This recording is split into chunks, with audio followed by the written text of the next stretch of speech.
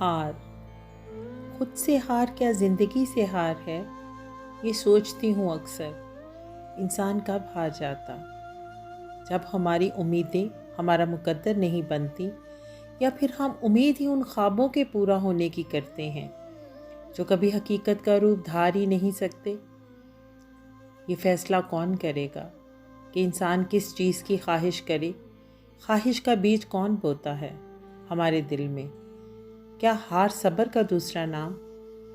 ہر ہار انسان کے چہرے پر نہیں لکھی جاتی، یہ دلوں پر اثر کرتی اور باقی ماندہ خوشیوں کو اپنی لپیٹ میں لے کر انسان کو تہی دامن کر دیتی۔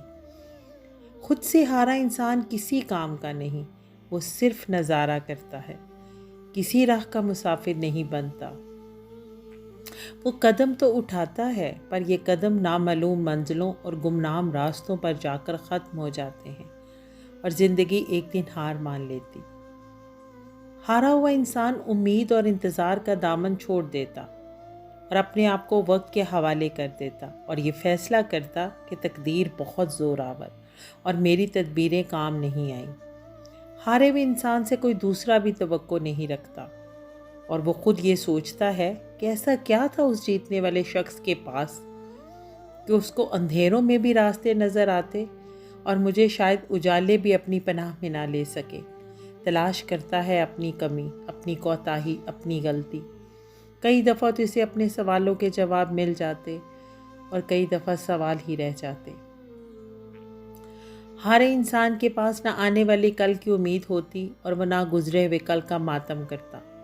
نہ اسے زندگی اتنی خوبصورت لگتی اور نہ موت اتنی بدصورت۔ وہ لمحوں کی خوشیوں میں جینا چھوڑ دیتا۔ انسان ہمیشہ اپنوں سے ہارتا ہے۔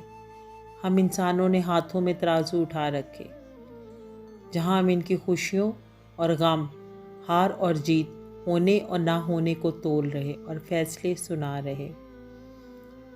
ہارا ہوا انسان ہمیشہ خود سے سچ بولتا ہے۔ اگر وہ ان فیصلوں کو مقدر کی لکھی سیاہی نہ سمجھے بلکہ خدا کی مرضی، تو وہ مقدر کی بازی جیت جائے اور خدا اسے ان منزلوں کا راہی بناتا جہاں تنہائی تو ہوتی، لیکن ان تنہائیوں میں اس دنیا کی رنگینی سے کہیں زیادہ کشش ہوتی۔